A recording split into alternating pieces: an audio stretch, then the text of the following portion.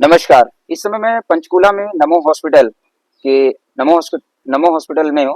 Ayurveda hospital है और यहाँ पर अनेक बीमारियों का उपचार काफ़ी समय से हो रहा है।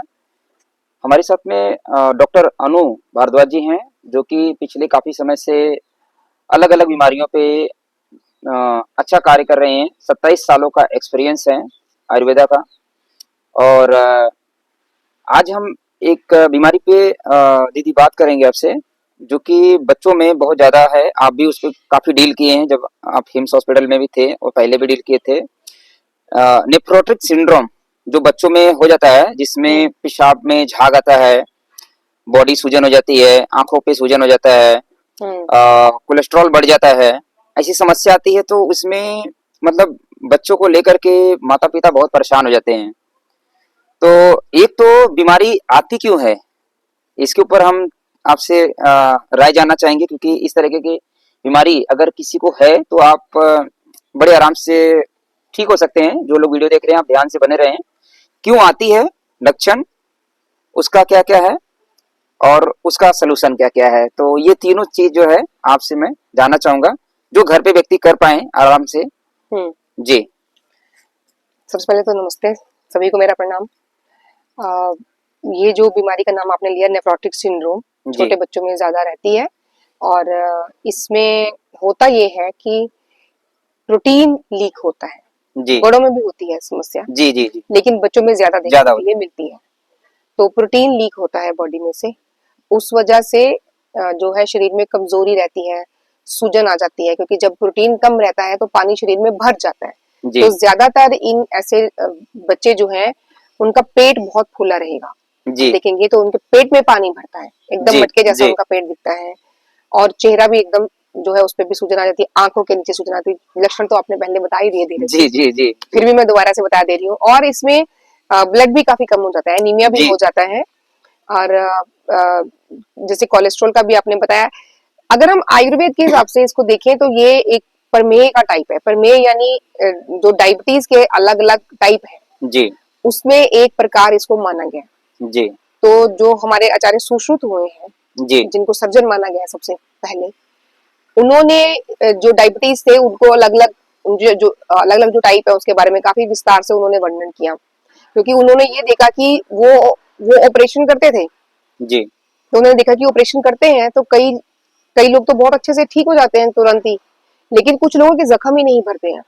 जी। तो ऐसे लोगों को जब उन्होंने और स्टडी किया तो उनको समझ में आया कि इनको जो है ये प्रमेह जो है रोग है, उन उन लोगों में हीलिंग की समस्या ज्यादा रहती है। तो उनका जो जख्म है वो जल्दी जल्दी भरता नहीं तो वो पक जाते हैं उनके जख्म, उसमें पस भर जाती है या गैंग्रीन जैसे बन जाते हैं।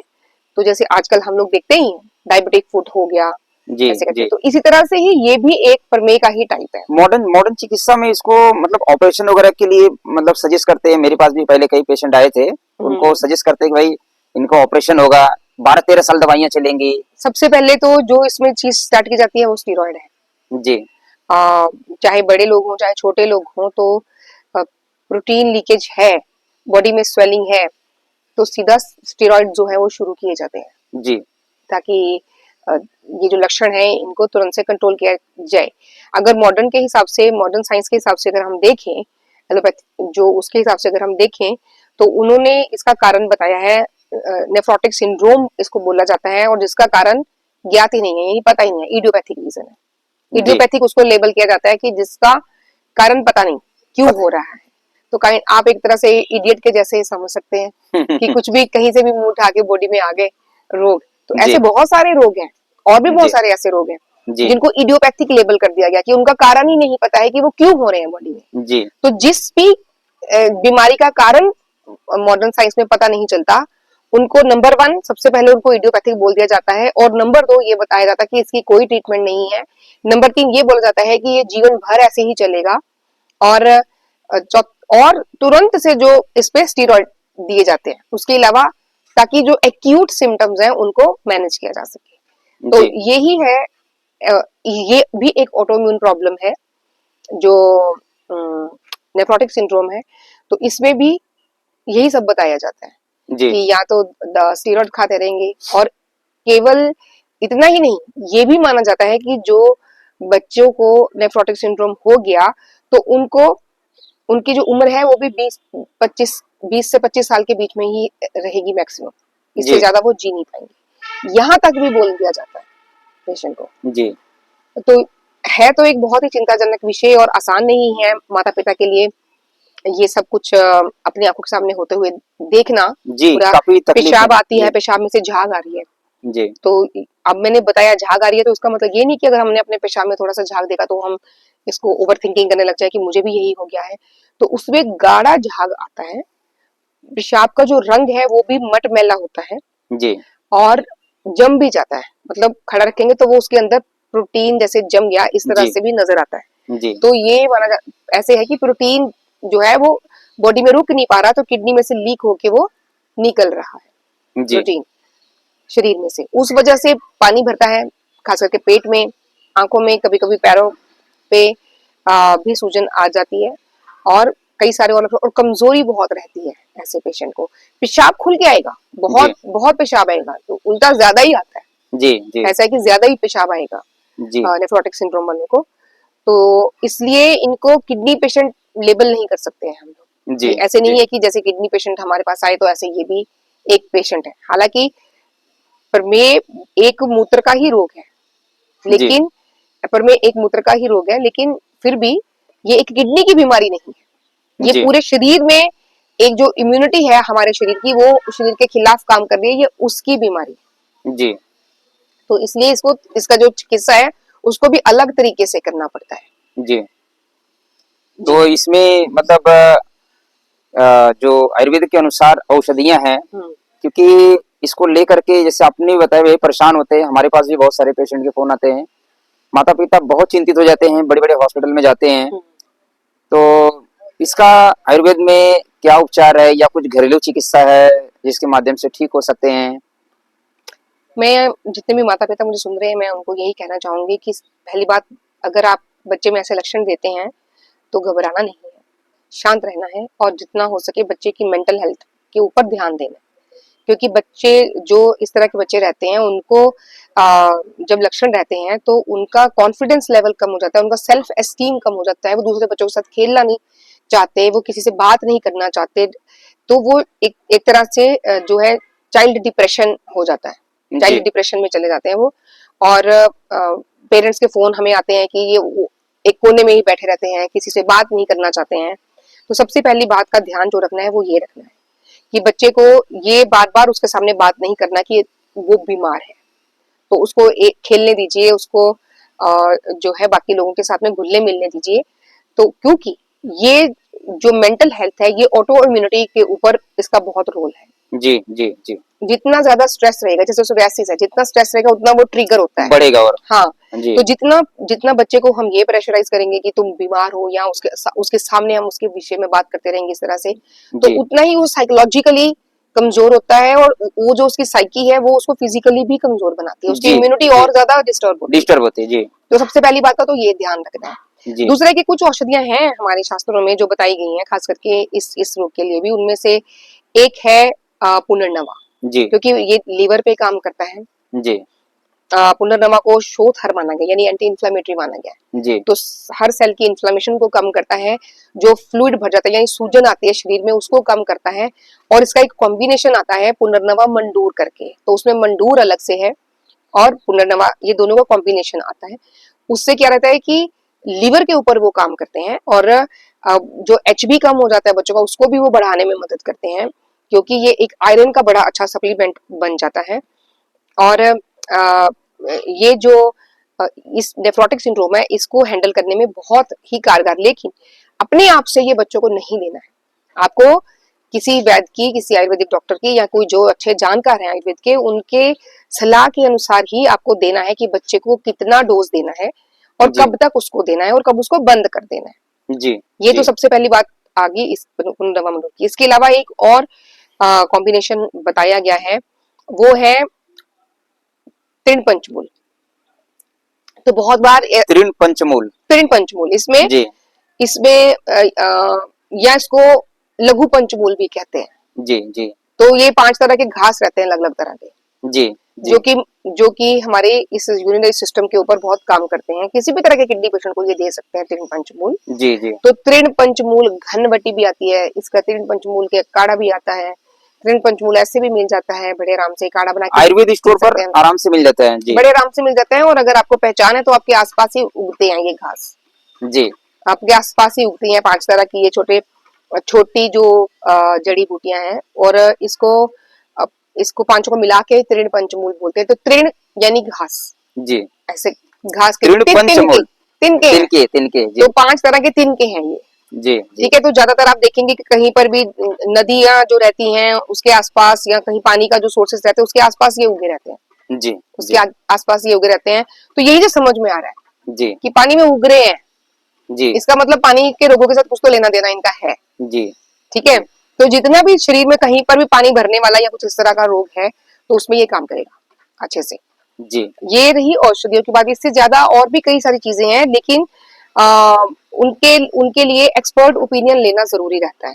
जी वो जी दवा दवा ही रहती है, जी उसको अंधाधुंध नहीं खाना है, उसको भोजन के जैसे नहीं खाना जी है।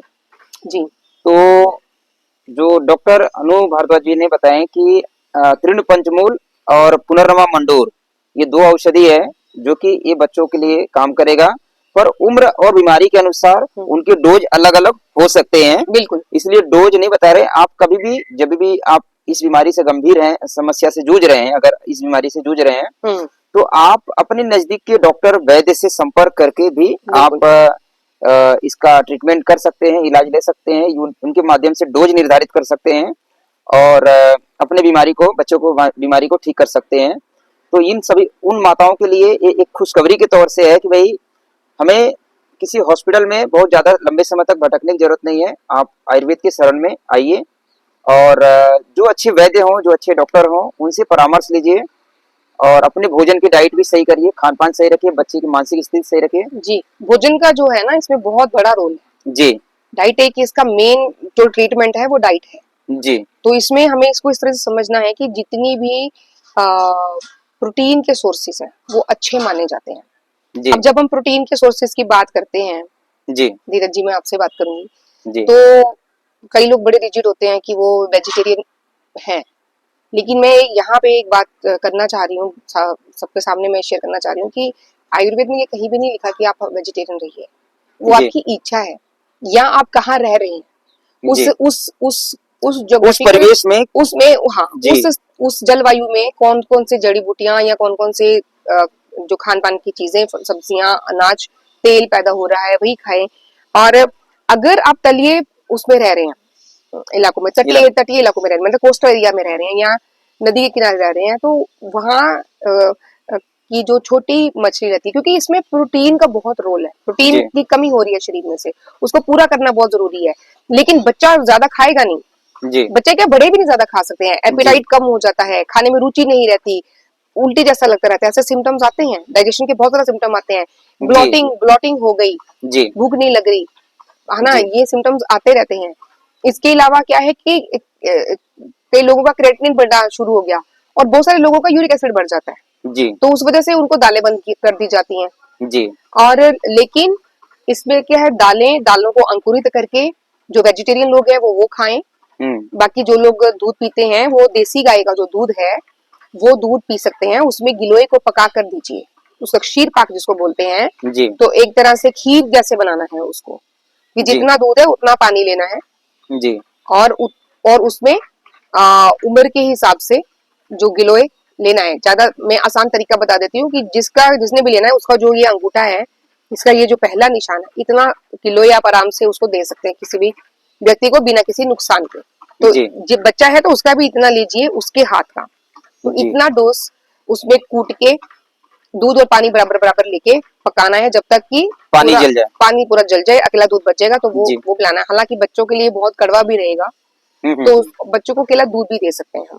जी जी जो लोग नॉन वेजिटेरियन फूड खाते हैं जी उनके लिए मैं बता दूं कि वो जो अंडे की सफेद भाग रहता है वो खाने के लिए उनको बोला जाता है। जो छोटी मछली रहती है, छोटी मछलियां जो रहती हैं उनको खा सकते हैं सेफली, क्योंकि वो किडनी को डैमेज नहीं करते, उसमें कंपैरेटिवली फास्फोरस वगैरह ये सब चीजें कम रहती हैं, और उनको अच्छा भोजन माना गया है। जो नॉन वेजिटेरियन लोग हैं या जो हमारे वेस्ट बंगाल में, आसाम में, ऐसे स्टेट्स में लोग रहते हैं जिनका प्राइमरीली भोजन ही जो है ये एनिमल बेस्ड फूड है या सी फूड खाते हैं वो लोग, तो उनके लिए कि छोटी मछलियां या छोटे झींगे, छोटी जो ये प्रजाति के जलीय जीव हैं वो ले सकते हैं, वो सेफ है। लेकिन बड़ी मछलियां कुछ इस तरह के भोजन वो नहीं करें। जी ठीक है, मैं देख पा रही हूँ कि आप ज्यादा खुश नहीं हो रहे हैं मैं जब नॉन वेजिटेरियन फूड की बात कर रही हूँ। मैं खुद प्योर जी स्ट्रिक्ट वेजिटेरियन हूँ, जी बचपन से लेके अभी तक कभी मैंने नहीं खाया, लेकिन पेशेंट के लिए भोजन भी एक दवा है और जी जड़ी बूटियां भी दवा है। तो उसको ठीक करने के लिए उसको जो भी देना जरूरी बनता है वो हमें उसको देना चाहिए। तो आप जी अपने बच्चे के लिए खुद भोजन चूज कर सकते हैं। अगर प्रोटीन जा रहा है तो प्रोटीन कम होगा, इसलिए प्रोटीन को ज्यादा देना पड़ेगा। तो अंकुरित दालें यानी कि स्प्राउट्स बनाकर दीजिए उसको, रोज अलग अलग तरह से आप उसको। इसके अलावा आप एक रेड राइस आते हैं, इसको शाली चावल बोलते हैं या साठी चावल बोलते हैं, साठी चावल जो जी 60 दिन में जी जिसकी फसल पकती है इसलिए उसको साठी बोलते हैं। साठी बोलते हैं जी तो उसको वैसे भी पकने उसको, लेकिन उसको पकने में समय लगता है, जी उसको धीरे धीरे पकाना पड़ता है। जी अगर हम उसको आंच में जब पकाते हैं तो जी जी वो चावल भी अच्छे हैं। जी जौ खा सकते हैं, जी तो इस तरह के अनाज जो मोटे अनाज है वो खा सकते हैं वो लोग। जी अपने पाचन शक्ति अनुसार आप अनाज डिसाइड कर सकते हैं भाई क्या खाना चाहिए। मांसाहार को मैं बिल्कुल सपोर्ट नहीं करता हूँ, वो डॉक्टर जी का अपना राय है, क्योंकि भाई वो काम कर रहे हैं, हमारे से ज्यादा उनके पास अनुभव है। इसलिए मैं मांसाहार पे नहीं, क्योंकि मैं जीव बचाने के लिए, जैसे मैं मनुष्य को बचा रहा हूँ चिकित्सा के लिए, तो मैं जीव को भी बचाना चाहता हूँ। तो आप अपनी इच्छा अनुसार इसका सेवन आप कर सकते हैं। बाकी जो औषधियां बताएं आपके लिए ये जरूर काम करेगा। हमारी मतलब हम उम्मीद करते हैं कि ये जो नेफ्रोटिक सिंड्रोम है इसमें आपने बहुत ही सही तरीके से बढ़िया से गाइड किया, डाइट भी बताए, लक्षण भी बताए, और आने वाली जो समस्या है उससे कैसे निजात पाएं उसका एक सलूशन भी बताएं। तो बहुत बहुत धन्यवाद। जिनको भी संपर्क करना रहे डॉक्टर अनु जी को, आप पंचकुला से अगर हैं तो, या बाहर से कहीं से है तो नमो हॉस्पिटल आप गूगल पे शायद सर्च करेंगे तो आ जाएगा, नमो हॉस्पिटल पंचकुला में है। आप इनसे संपर्क कर सकते हैं। नमस्कार, नमस्ते। धन्यवाद।